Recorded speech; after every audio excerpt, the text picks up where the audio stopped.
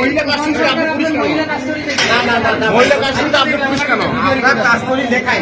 আমার কাছে video record আছে। ভাই আপনি কি আমার কাছে ভিডিও রেকর্ড আছে? তুফান সরকার কেন আপনার পুরুষ আসামিকে মহিলা কাস্টডিতে ঢুকাতে পারেন কিনা?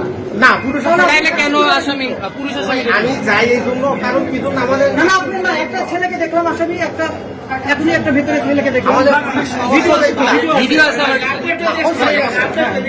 পুলিশ সদস্য শোনে। হ্যাঁ পুলিশ সদস্য এখানে তুফান সরকারকে দেখতে আমার ভিডিওতে রেকর্ড আছে। আপনি এদিকে আসেন। ভাই আপনি এদিকে আসেন মোসাদ্দেক ভাই। আমি আপনাকে যেটা বলে আমার কথা এই এসপি স্যারের ফোন দাও।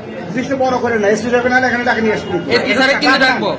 আপনাকে তো যেভাবে কথা বলে আমার আমাদের মতো করেন সেই কথাই তো না হলে কিন্তু পরিস্থিতি অন্যদিকে যাবে। চাকরি আর করা লাগবে না, জানো না ডাক্তার পরিস্থিতি পারবেন না কোনো আপনি ওই জায়গায় কেন? তারপর আপনি ওই জায়গায় কেন? আমরা এই যে কাগজগুলো লেখাই আমাদের সব কাস্টডির মধ্যে আপনি পুলিশ থাকবেন কেন? পুলিশ থাকবেন না আমরা কাস্টডি লেখাই এখানে। এই যে এই কাস্টডিগুলো আমাদের আপনার মহিলা কনস্টেবল কই ছিল এতক্ষণ? আসামি দিতে গেছে। কোথায় দিতে গেছিল?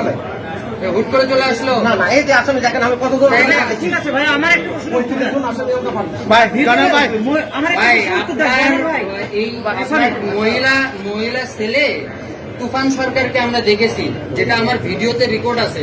এর প্রশ্নের উত্তরটা জানান ভাই। এটা এখন কি করবো বলেন? আপনি বোর্ড স্যারের সাথে একটু কথা বলেন। না ওই জায়গায় কোনো ছেলে মানুষ আছে কিনা? আপনার ভাই শুনেন, প্রশ্নের উত্তর আপনি দেন।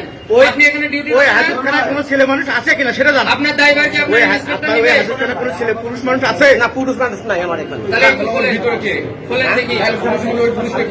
ওই পুরুষকে আমাদের জেলার লোকজন পুলিশ তারা আমাদের সাথে যখন মহিলা আসামি থাকে আমরা তো দেখছি ভিতরে তুফান সরকার আছে। এখানে সাধারণ জানা আমি বলতে আসেন। আপনি না একজন থাক ভাই অনেক থাকে।